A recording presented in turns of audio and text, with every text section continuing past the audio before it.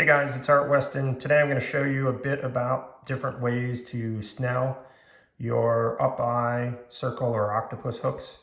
The first one is really not a demonstration of how to tie it, but just to show you what a finished product looks like. So this is the knotless snell, and the most important aspect of making sure that this knot is tied correctly is that the leader main line has to come up through the bottom of the hook and have the leader tag end facing towards the tip of the hook. That is critical. It will ensure that the benefit of snelling and circle hooks comes into play, helping orient the hook into the corner of the fish's mouth. To quickly demonstrate that, I'll just spin it around to make sure there's no bias in what I'm trying to show you. If the crook of my thumb and forefinger represents the corner of the mouth, you'll see that the hook positions well there every time.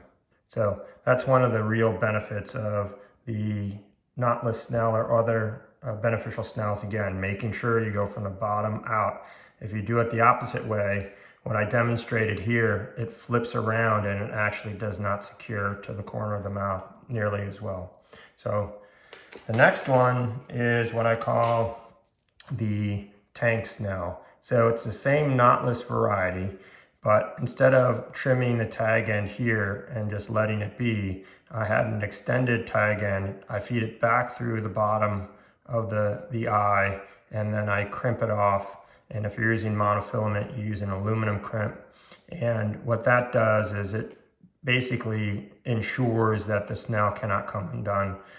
Most will say snells don't come undone anyway. I do this variety mainly with steel leader material when you have a difficult time making sure that the loops and the wraps of the snell are secure, and for a little bit of extra confidence as well.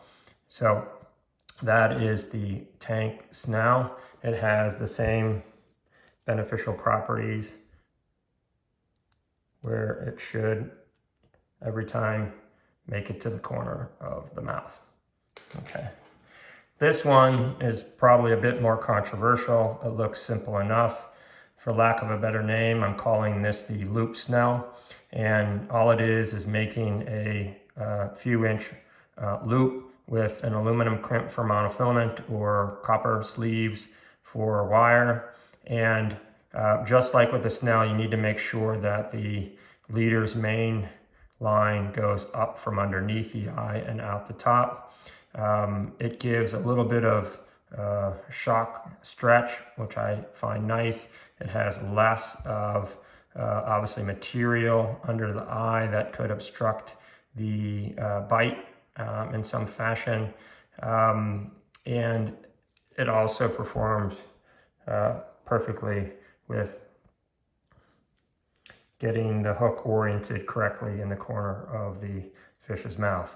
The other really neat thing about this is if you've got the right size hook and eye and sleeves, you can remove the hook and put a different kind on.